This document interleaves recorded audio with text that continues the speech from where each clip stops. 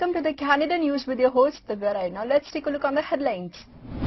Ontario pharmacists waiting on AstraZeneca vaccine shipments. 46-year-old woman dead after apparent murder suicide in Toronto's East End. Large crowds show up for car meeting in Pickering. Now news in detail. Ontario's residents who received their first dose of the AstraZeneca COVID-19 vaccine between March 10 and March 19 became eligible on Monday to book an appointment for their second shot. However, some expressed frustration with the lack of available bookings and vaccine supply. Last week, a spokesperson for the Ontario Ministry of Health told around 1 lakh people received their first dose of the AstraZeneca vaccine during that time frame.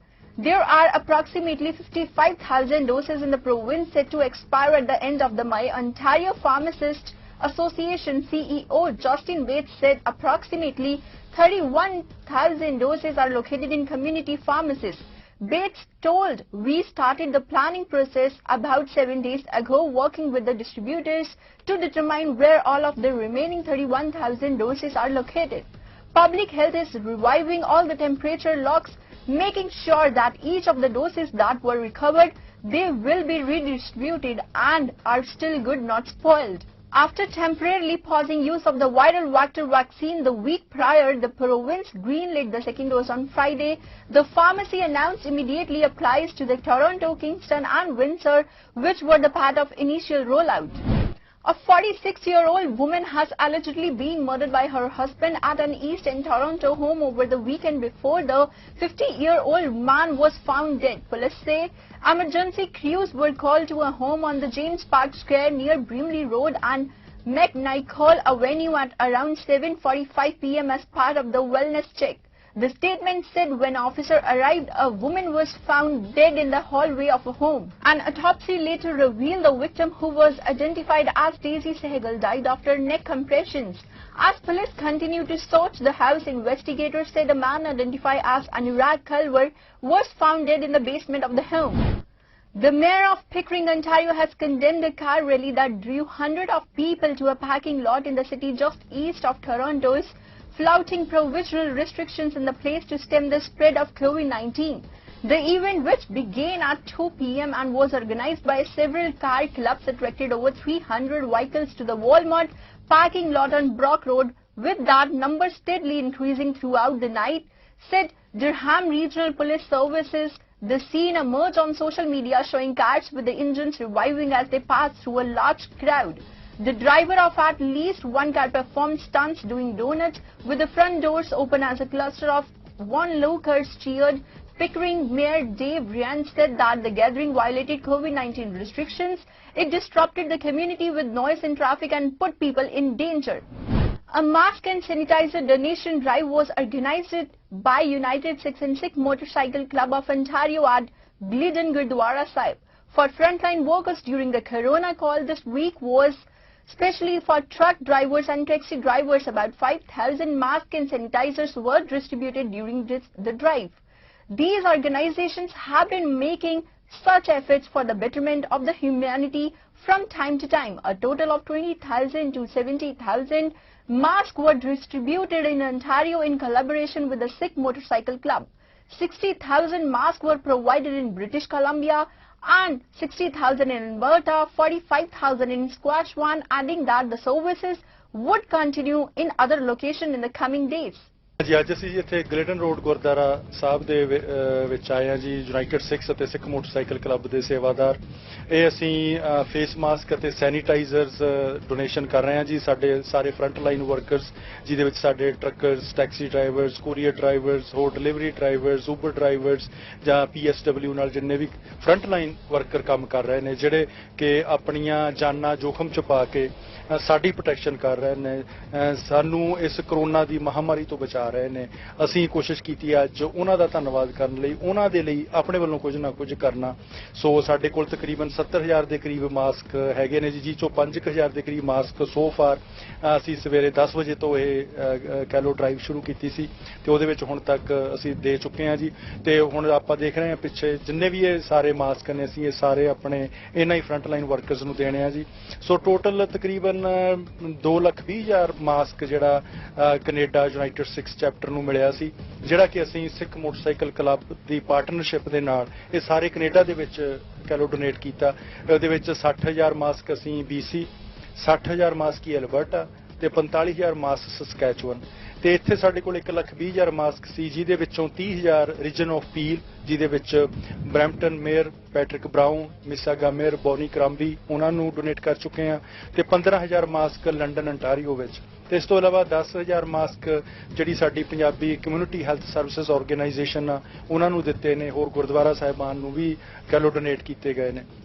ਸੋ ਇਸ ਤਰੀਕੇ ਨਾਲ United Sikhs ਨੇ ਕੋਸ਼ਿਸ਼ ਕੀਤੀ ਹੈ ਕਿ ਅਸੀਂ ਜਿਹੜੀ ਕਰੋਨਾ ਦੀ ਮਹਾਮਾਰੀ ਨਾਲ ਅਸੀਂ ਜੂਝ ਰਹੇ ਹਾਂ ਉਸ ਤੋਂ ਕਿਵੇਂ ਨਾ ਕਿਵੇਂ ਕਿਸੇ ਵੀ ਤਰੀਕੇ ਨਾਲ ਅਸੀਂ ਬਚਾਅ ਕਰ ਸਕੀਏ ਆਪਣਾ ਵੀ ਤੇ ਹੋਰ ਕਮਿਊਨਿਟੀ ਮੈਂਬਰਾਂ ਦਾ ਵੀ ਔਰ ਇਹ ਪ੍ਰੋਗਰਾਮ ਆਉਣ ਵਾਲੇ ਹਫ਼ਤੇ ਦੁਬਾਰਾ ਵੀ ਲਿਖਿਆ ਜਾਏਗਾ ਤਾਂ ਕਿ ਜਿੱਦਾਂ ਸਾਡੀ ਕਰੋਨਾ ਦੀ ਕੇਸਾਂ ਦੀ ਗਿਣਤੀ ਘਟ ਰਹੀ ਹੈ ਉਹਦੇ ਨਾਲ ਅਸੀਂ ਡਿਸਪਲਿਨ ਰੱਖੀਏ ਮਾਸਕ ਪਾ ਕੇ ਰੱਖੀਏ ਸੈਨੀਟਾਈਜ਼ਰ ਯੂਜ਼ ਕਰੀਏ ਤਾਂ ਕਿ ਇਸ ਬਿਮਾਰੀ ਨੂੰ ਰੀਜਨ ਦੇ ਵਿੱਚੋਂ ਔਰ ਪੂਰੇ ਕੈਨੇਡਾ ਦੇ ਵਿੱਚੋਂ ਔਰ ਜਿੱਥੇ ਤੱਕ ਸਾਡਾ ਯੋਗਦਾਨ ਪਹੁੰਚਦਾ ਹੈ ਇਹਨੂੰ ਮਾਰ ਕੇ ਖਤਮ ਕਰਕੇ ਤੇ ਸਾਡੇ ਸਮਾਜ ਨੂੰ ਕਰੋਨਾ ਮੁਕਤ ਕੀਤਾ ਜਾ ਸਕੇ ਆਪ ਸਾਰਿਆਂ ਦਾ ਸਹਿਯੋਗ ਹੈ ਜੇ ਤੁਸੀਂ ਟੈਕਸੀ ਵਾਲੇ ਵੀਰ ਹੋ ਉਬਰ ਚਲਾਉਂਦੇ ਹੋ ਜਾਂ ਕੋਰੀਅਰ ਡਰਾਈਵਰ ਹੋ ਡਿਲੀਵਰੀ ਡਰਾਈਵਰ ਹੋ ਟਰੱਕ ਡਰਾਈਵਰ ਹੋ ਤਾਂ ਜ਼ਰੂਰ ਸਾਡੇ ਨਾਲ ਸੰਪਰਕ ਕਰੋ ਤਾਂ ਕਿ ਅਸੀਂ ਤੁਹਾਨੂੰ ਇੱਥੋਂ ਮਾਸਕ ਔਰ ਸੈਨੀਟਾਈਜ਼ਰ ਦੇ ਕੇ ਕਮ ਸੇ ਕਮ ਤੁਹਾਡੀ ਇਸ ਪੱਖੋਂ ਮਦਦ ਕਰ ਸਕੀਏ ਧੰਨਵਾਦ ਜੀ ਵਾਹਿਗੁਰੂ ਜੀ ਕਾ ਖਾਲਸਾ ਵਾਹਿਗੁਰੂ ਜੀ ਕੀ ਫਤਿਹ ਅੱਜ ਅਸੀਂ ਗਿਲਡਨ ਰੋਡ ਗੁਰਦੁਆਰਾ ਸਾਹਿਬ ਬਰੈਂਪਟਨ ਦੇ ਵਿੱਚ ਯੂਨਾਈਟਿਡ ਸਿੱਖ ਅਤੇ ਸਿੱਖ ਮੋਟਰਸਾਈਕਲ ਕਲੱਬ ਦੇ ਵਲੰਟੀਅਰ ਇਕੱਠੇ ਹੋਏ ਹਾਂ ਅਸੀਂ ਕਈ ਦਿਨਾਂ ਤੋਂ ਪਲਾਨ ਕਰ ਰਹੇ ਸੀ ਕਿ ਜਿਹੜੇ ਸਾਡੇ ਟੈਕਸੀ ਬਿਜ਼ਨਸ ਦੇ ਵਿੱਚ ਟਰੱਕ ਬਿਜ਼ਨਸ ਦੇ ਵੀਰ ਆ ਉਹ ਲਗਾਤਾਰ ਕੋਵਿਡ-19 ਦੇ ਵਿੱਚ ਆਪਣੀਆਂ ਸੇਵਾਵਾਂ ਸੁਸਾਇਟੀ ਨੂੰ ਦੇ ਰਹੇ ਆ ਉਹਨਾਂ ਦੀ ਪਿੱਠ ਥਾਪੜਨ ਲਈ ਉਹਨਾਂ ਦੇ ਕੀਤੇ ਕਾਰਜਾਂ ਨੂੰ ਐਪਰੀਸ਼ੀਏਟ ਕਰਨ ਲਈ ਸਿੱਖ ਮੋਟਰਸਾਈਕਲ ਕਲੱਬ ਅਤੇ ਯੂਨਾਈਟਿਡ ਸਿੱਖਸ ਨੇ ਉਹਨਾਂ ਨੂੰ ਮਾਸਕ ਦੇਣ ਦਾ ਇੱਕ ਉਪਰਾਲਾ ਕੀਤਾ ਸੀਗਾ ਅਸੀਂ ਇੱਥੋਂ ਮਾਸਕ ਅਤੇ ਸੈਨੀਟਾਈਜ਼ਰ ਜਿਹੜੇ ਆ ਉਹ ਇਸ ਇੰਡਸਟਰੀ ਨਾਲ ਜਾਂ ਹੋਰ ਵੀ ਜਿਹੜੇ ਭੈਣ ਭਰਾ ਸਾਡੇ ਤੋਂ ਮਾਸਕ ਲੈਣਾ ਚਾਹੁੰਦੇ ਆ ਉਹਨਾਂ ਨੂੰ ਇੱਥੇ ਮਾਸਕ ਸਵੇਰੇ 10 ਵਜੇ ਤੋਂ ਬੈਠੇ ਹੈਗੇ ਆ ਅਸੀਂ ਤਕਰੀਬਨ 3 ਵਜੇ ਤੱਕ ਡਿਊਟੀ ਦੇਣੀ ਆ ਜੀ ਜਿਹਨੇ ਹੋਰ ਵੀ ਆਉਣਾ ਹੋਇਆ ਉਹ ਵੀ ਆ ਸਕਦਾ ਹੈਗਾ ਜੀ ਸਾਡਾ ਬਸ ਇੱਕ ਅਖਲਾਕੀ ਫਰਜ਼ ਬਣਦਾ ਹੈਗਾ ਕਿ ਜਿਹੜੇ ਲੋਕ ਇਸ ਪੈਂਡੇਮਿਕ ਦੇ ਵਿੱਚ ਭਾਵੇਂ ਕਿ ਸਾਰੀ ਸੁਸਾਇਟੀ ਡਰੀ ਪਈ ਆ ਫਿਰ ਵੀ ਉਹ ਅੱਗੇ ਵਧ ਕੇ ਆਪਣਾ ਕੰਮ ਸਮਝਦਿਆਂ ਹੋਇਆਂ ਸੁਸਾਇਟੀ ਪ੍ਰਤੀ ਜਿਹੜੇ ਆ ਉਹ ਕੰਮ ਕਰ ਰਹੇ ਨੇ ਉਹਨਾਂ ਨੂੰ ਐਪਰੀਸ਼ੀਏਟ ਕਰਨ ਲਈ ਇਹ ਉਪਰਾਲਾ ਕੀਤਾ ਗਿਆ ਸੀ ਸਿੱਖ ਮੋਟਰਸਾਈਕਲ ਕਲੱਬ ਅਤੇ ਯੂਨਾਈਟਿਡ ਸਿੱਖ ਵੱਲੋਂ ਅੱਜ ਜਿੰਨੇ ਕੁ ਮਾਸਕ ਨਿਕਲ ਜਾਣਗੇ ਆਉਣ ਵਾਲੇ ਦਿਨਾਂ ਦੇ ਵਿੱਚ ਫਿਰ ਵੀ ਕਿਸੇ ਦਿਨ ਪਹਿਲਾਂ ਸੁਸਾਇਟੀ ਨੂੰ ਦੱਸ ਕੇ ਭਾਈਚਾਰੇ ਨੂੰ ਦੱਸ ਕੇ ਫਿਰ ਇੱਕ ਥਾਂ ਦੇ ਉੱਤੇ ਹੋਰ ਇਸ ਤਰ੍ਹਾਂ ਦੀ ਸਟਾਲ ਲਾਈ ਜਾਊਗੀ ਜਿੱਥੋਂ ਮਾਸਕ ਅਤੇ ਜਿਹੜੀ ਆ ਸੈਨੀਟਾਈਜ਼ਰ ਪ੍ਰੋਵਾਈਡ ਕੀਤੇ ਜਾ ਸਕਣ Toronto Mayor John Tory visited the pop-up vaccine clinic at Toronto City Hall. In the meantime, he provided information on the vaccine process in the city of Toronto and encouraged more and more city dwellers to get vaccinated. He also said that more than 19,000 appointments are being made for the vaccine in the hotspot areas. Well, good morning. We're here at Toronto City Hall this morning, and I'm joined by Dr. Kevin Smith, the CEO of the UHN, which is one of our most distinguished among many healthcare organizations that has hospital brand names well known to you, Toronto General, Toronto Western, Mount Sinai, and with Councillor Joe Cressy, the chair of the Board of Health. And Dr. Smith represents a team of people who are here in the City Hall today that are drawn from the community and drawn from all parts of the healthcare system to operate a vaccine clinic. I think it probably would be the first of its kind here in the rotunda of City Hall. And it was his idea, I'll give him credit for that, and I immediately embraced it because I think there is nothing more symbolic and substantive than to have in the place that people are so familiar with in our city, the place where they can come, and they do come for celebrations and for vigils and for protests, that they can come here and get vaccinated. And we are, of course, urging people over the course of the day, starting about now, to come here. The province, Premier Ford and others have lowered the age of eligibility to 12 plus for those who wish to get vaccinated, so that we're encouraging families to come here as part of the cause that we're all engaged in, which is to get people to get vaccinated so that we can keep people healthy, most of all, but also so that we can reach those threshold levels put in place by the province to allow the city to open again. As of this morning, there are already thousands of people who have taken advantage of the change in the eligibility rules. And also, over the course of the weekend, I'm very heartened to say, because I started on Friday saying that we had 14,000 unbooked appointments in our city clinics, and that number has dropped down to now less than 5,000. But what that says is that there are still opportunities between now, Sunday, and Monday to book an appointment by going online at toronto.ca or using the phone number that I can't remember in my head, so I don't want to recite it. But it's important. It's important to the well-being of yourself and your coworkers and your family and your neighbors that you should get vaccinated. We're making such incredible progress as a city, and now we just have to keep the momentum going, even on a holiday weekend. And frankly, all these rules that are in place have limited the number of things that you can do, although there was some good news with outdoor activities this weekend. But if you need something to do, this is a really great thing to do for yourself, or take someone else who hasn't had a chance to go as yet and maybe just needs a little bit of encouragement. So I thank the people of Toronto for what has been a magnificent team effort we've all made so far, community health organizations, all kinds of people, and let's get on with making sure we have a big finish up to the holiday weekend where people come out in huge numbers to get vaccinated. And so on that, I will answer some questions, and I'll see if also my two colleagues here want to say a word as well. Mayor, talk about the symbolic nature of this. I don't think anyone's been inside City Hall since this pandemic began, and now we're going to get people vaccinated here. You touched on it briefly. This is a place that's the beacon of civic duty here in our city. People come here to celebrate, they come here to grieve, and now they're going to come and get their first jab. You know, it's interesting that most people may have been to Nathan Phillips Square for some fireworks or for a vigil or something like that, but many people have never been inside this building. And it is, I think, very important that people should know that we thought it important enough to open a building that has been closed during the pandemic for health-related reasons, but we wanted people to come inside. We wanted them to feel comfortable, to feel welcome, and to make sure this public space, the ultimate public space in our city, was being put to good use of the UHN and the other community organizations that are putting on this clinic today. And I should say that just to make it even more inviting, there's music. Dr. Howard Naju, Deputy Medical Officer of Canada, provided information on the vaccine management in Canada. He also highlighted the major aspects of the vaccination process. Dr. Naju said that before the opening of the international border in Canada, it is very important to manage the vaccination process in the country and to vaccinate the citizens. Well, first of all, I would say that we all recognize that Canada is a big country, and so it's difficult to put out guidance at the federal level that really applies to the whole of the country, because, you know, one region can certainly vary compared to another region. Having said that, in terms of the, I would say, aspirational goals that we put forward in terms of vaccination coverage, certainly we relied on our modeling experts. You know, lots of assumptions in there. If you saw our presentation a few weeks ago in terms of looking at different metrics. But at the end of the day, I think we're good. At least it's something that Canadians, I think, can relate to in terms of a target to shoot for the 1 dose and then 2 doses. And as we've always said, and I think that's what's playing out with the provinces and territories as well, is the fact that it's not just about the vaccine coverage alone. We want to vaccinate as many Canadians as soon as possible, you know, with 1 dose and then 2 doses. But in terms of opening up and, you know, loosening of restrictions, public health measures, that also depends on the local situation. You know, the epidemiology, you know, what's happening with community transmission, or what's happening with the healthcare system. Is it being overloaded or not? So, you know, those are all the factors in play that. Well, I would say yes, we don't really know a precise number in terms of pure herd immunity, but certainly based on the evidence that we have to date, the experience from other countries, including ourselves with our vaccine rollout, we're anticipating that you know, the herd immunity as far as vaccination and vaccination coverage, that would be good to shoot for.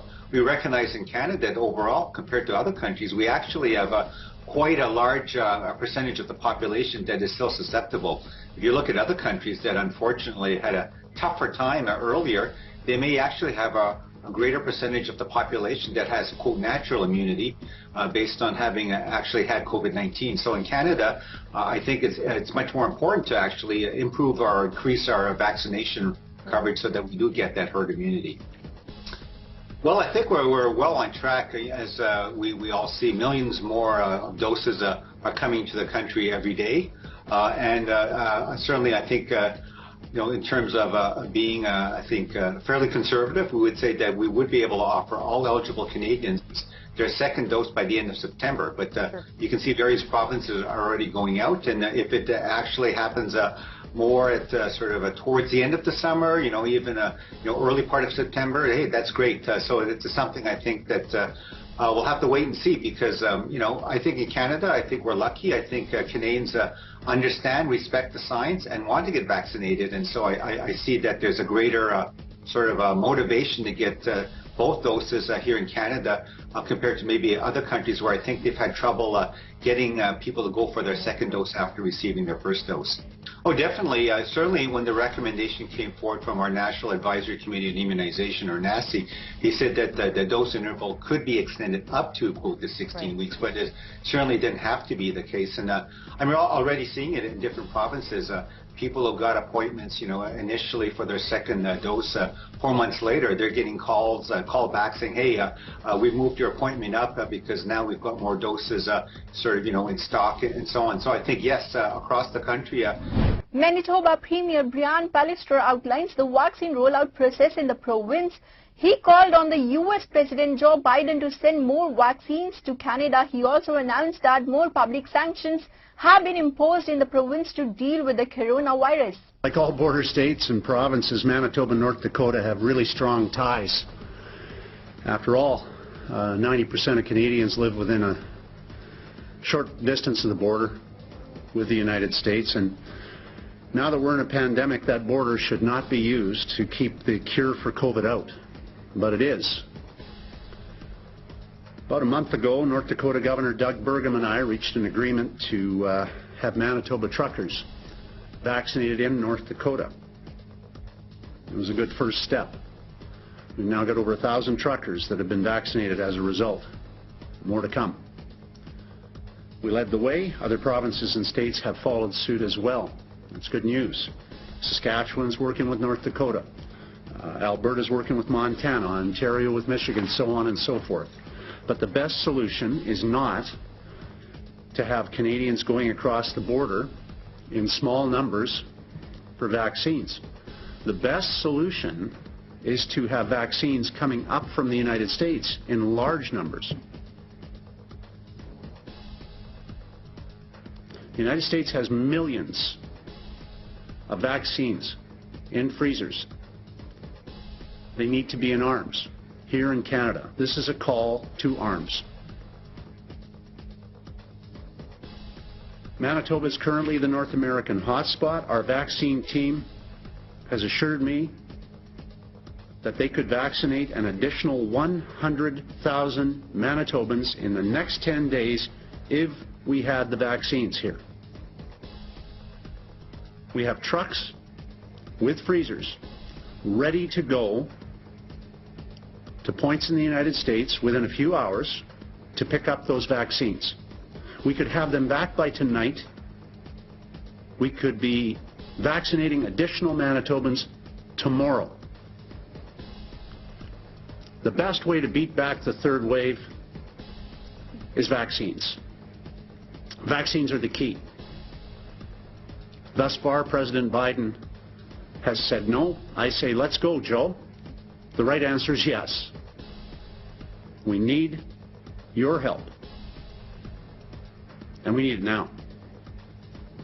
Every premier, every governor along that border wants to restore our social and economic partnership, and they want to do it pronto. To do that, we have to defeat COVID. And we have to do it together. Canada and the United States have the world's longest and strongest partnership, not just economically, but socially as well. And that relationship has served to strengthen not only us, but the world. And that relationship matters. Prime Minister Justin Trudeau should apologize to the Italian Canadians for that behavior which was done to them during the World War II. Is to say that the Canadians of the Italian descent who were affected during that time are also telling their story. In the meantime, they demanded has also reached Canadian Justice Minister David Lametti. The COVID-19 pandemic has affected almost every human being. The world has been struggling with this symptom for almost more than a year. due to which school children are also affected by the restrictions imposed by the governments. According to experts, students are also mentally anxious. I haven't been able to meet with friends. I've had to stay inside all the time, and I haven't really had motivation to do anything since. Over the past year, 70% of kids have reported that they have experienced poor mental health or worsening of their mental health. There's been a 100% increase in kids being admitted to children's hospitals for suicide attempt admissions, and a 200% increase in children being admitted for substance use disorders. Many children are experiencing language delays as a result of their inability to interact with their friends, to go outdoors, to play, to do all of the things that are essential for a healthy childhood. Pretty severely. I haven't gone to school in a really long time. Do you miss life pre-pandemic? I think about going out to restaurants and stuff, hanging out with my friends. Yeah, I just really want to be with my friends again. We know through the research that outdoor play is so valuable for kids. We're also really concerned because a lot of the children in the city have basically not left their apartments since COVID started. So we really need to encourage children to go outdoors.